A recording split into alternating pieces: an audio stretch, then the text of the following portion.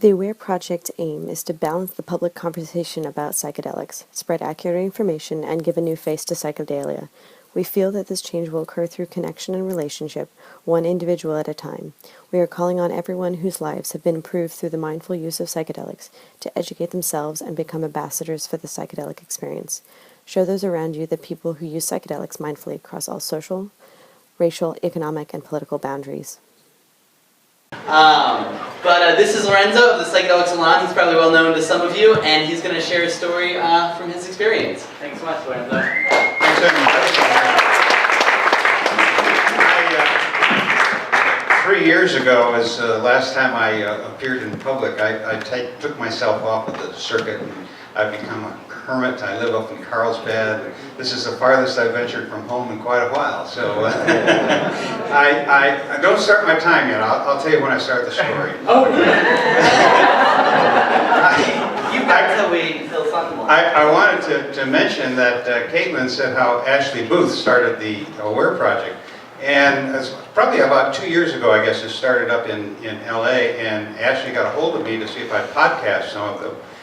Particularly the first one she did, she invited Kathleen Wirt to speak, because what she wanted to do, Ashley wanted to do, is recreate Kathleen's salon.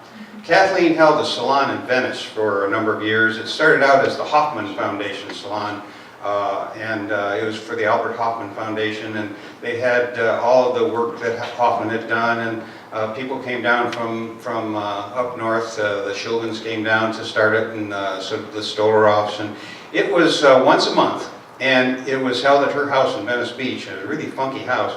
I had such a feeling of deja vu when Caitlin started tonight, because Kathleen Wirt, who had the salon, started every salon the same way, saying, you know, don't buy, don't sell here, don't use your drugs here, this is to talk about. I heard the whole thing again. In fact, her salon was really an impressive salon. It was such a collection of people that, you know, the guy who wrote the drug law for the state of Washington was one of the regulars there, and that was long before he did it. But the salons by Kathleen were really important because it brought together a group of people like this once a month. And now that I know that we're projects here in San Diego, I will venture out and start coming to these affairs because they're a lot of fun. And in my novel, The Genesis Generation, I actually have a whole chapter about Kathleen's salon, but Kathleen didn't want to be too public, and so we used the Irish spelling of her name, Caitlin's Salon. So, there's a good description of what that salon used to be like. And I also wanted to talk just a moment about the Psymposia team. This is an awesome thing these guys are doing.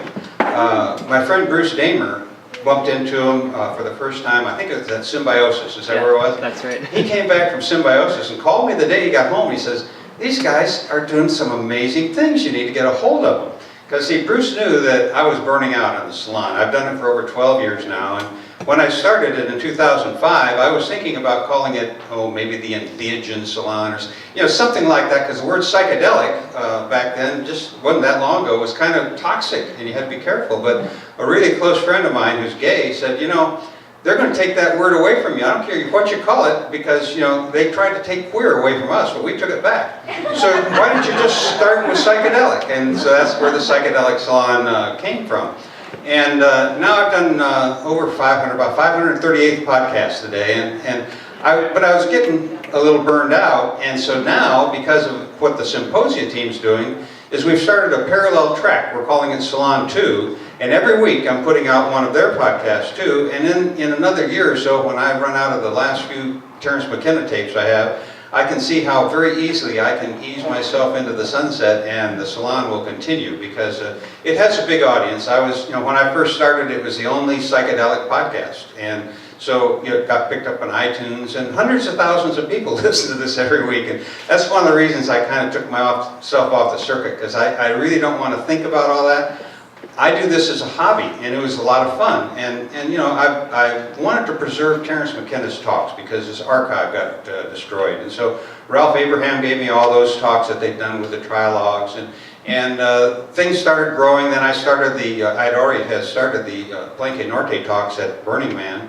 And so those are going on every year, and I've been able to, I haven't been back to Burning Man since 2007, but the Palenque Norte talks keep going on because I passed it on to, well, Chris Pezza first, and he's passed it on to some other people. So it's still become a really interesting session at Burning Man.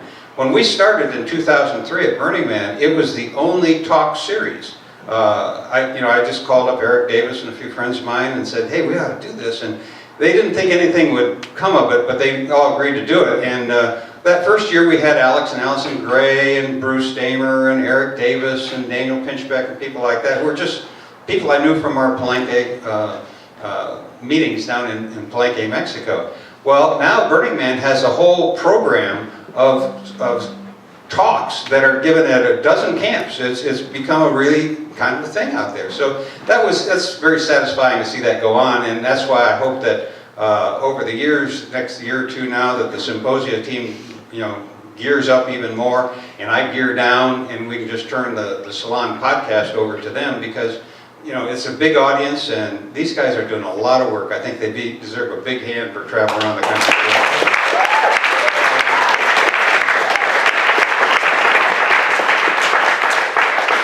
So just a real thing before I introduce, I don't start my time yet. You don't always pay attention to the time. See why I had to get off the road? I like to talk too much. Just to give you a little background, so that, because those who don't know me, I was a naval officer in Vietnam, came back to Houston, finished law school, practiced law in Houston, moved to Dallas, started a computer company, and at the age of 42, I had still never yet even smoked pot.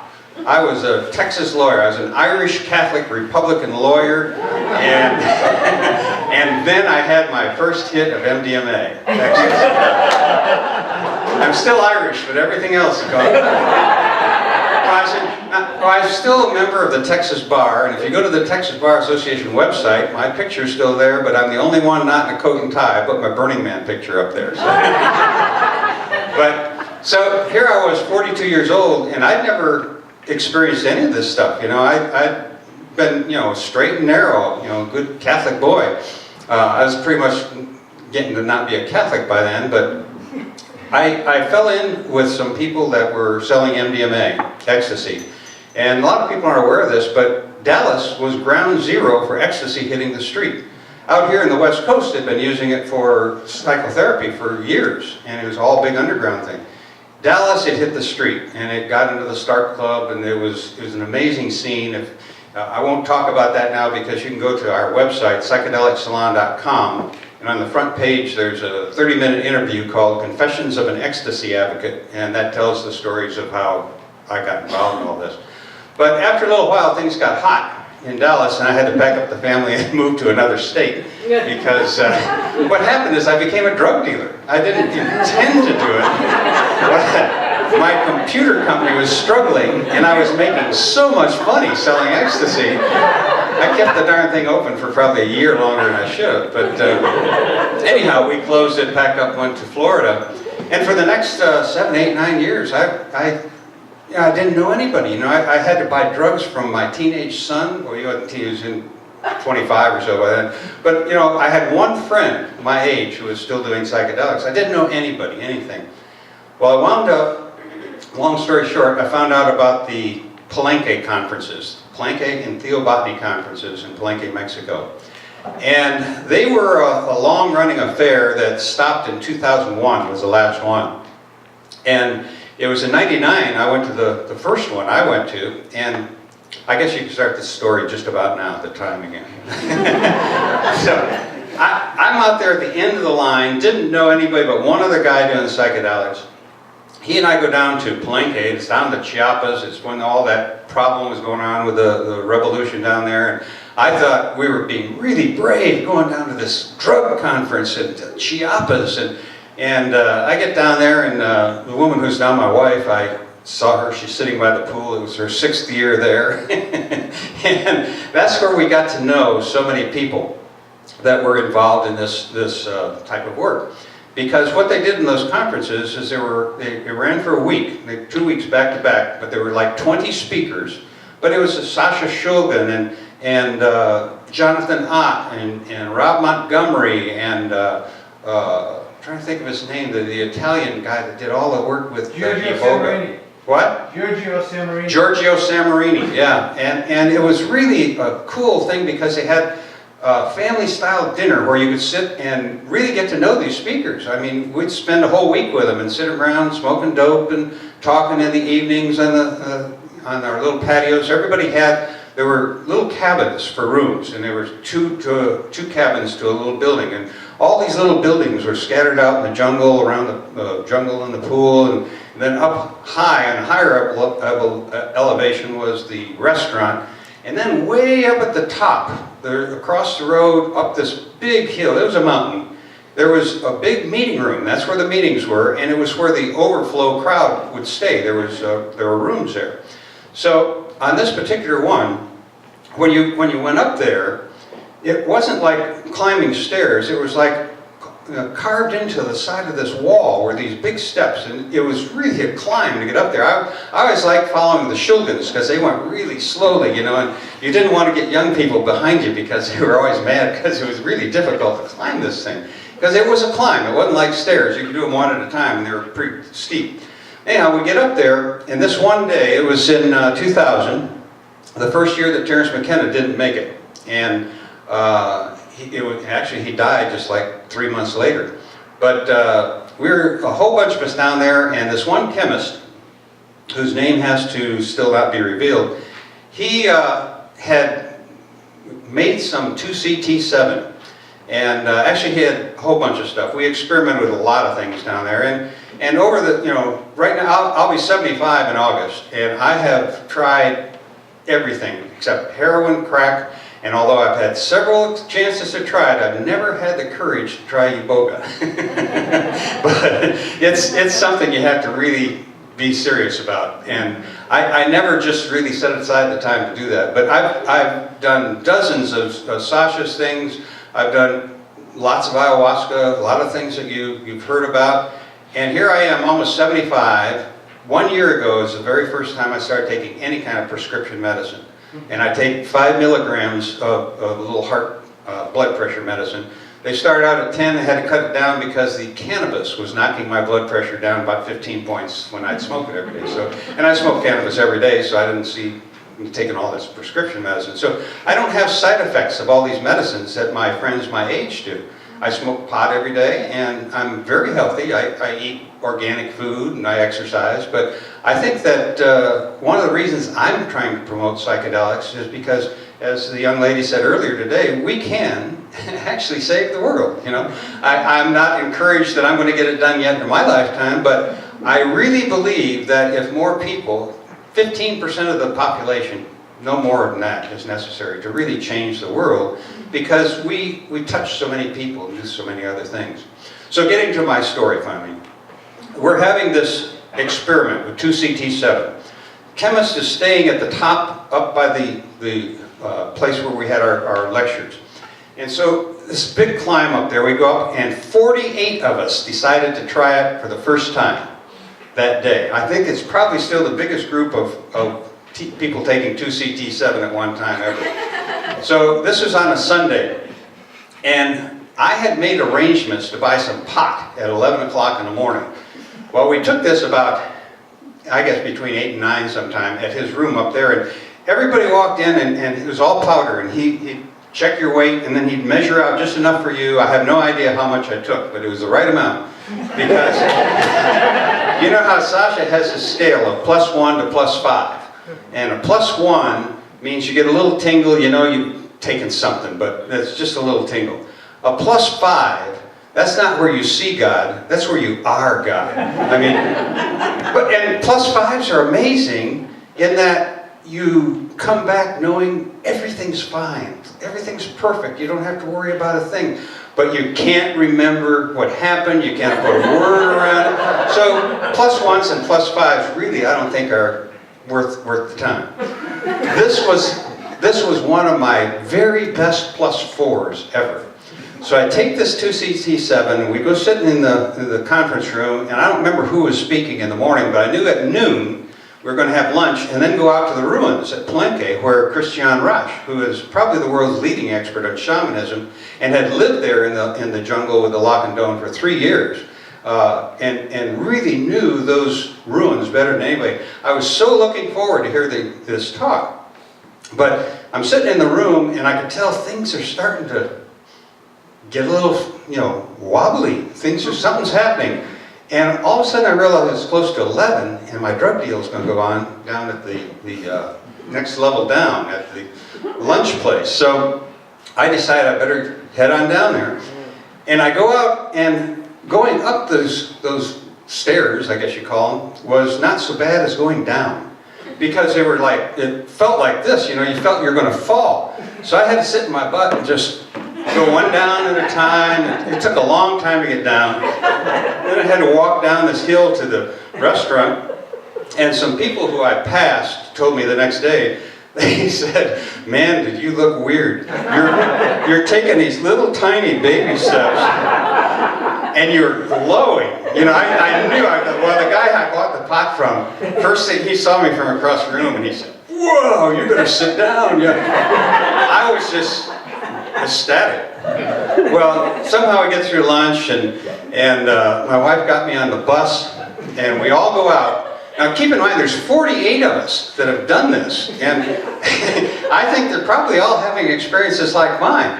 But we get out there, and Christian gets everybody off to the side to do his talk, and it was quite obvious that I was not going to be able to stand up to do it. So my wife walks me into the compound and sits me down on the main pyramid there and said, "Just wait here, and I'll come back and get you." Well, she said it was about 2 hours later when she came back to get me, and I'm still sitting there because, and this, I can still see this. You know what Cairo syrup is? That sticky, but it's clear? I was in Cairo syrup, but it was energy. I could see the energy of the ruins, and it was so thick that when she got me up to walk down to where the Queen's bath was, it took forever because I was pushing this energy. I could see the energy. It was awesome. It was one of the most amazing trips I've ever had. Long story short, we get back and it's the next day. Well, I should say one other thing as a side note. One of the people in our little experiment had been taking a prescription SSRI, I think it was, and had a horrible reaction, almost died. And that was the first time that some of these chemists realized how bad it was to interact with prescription drugs with some of these ABC things that Sasha came up with. But anyhow, we come back and everybody's settling down. We had a great night. So it's the next day and we're on to some new drug.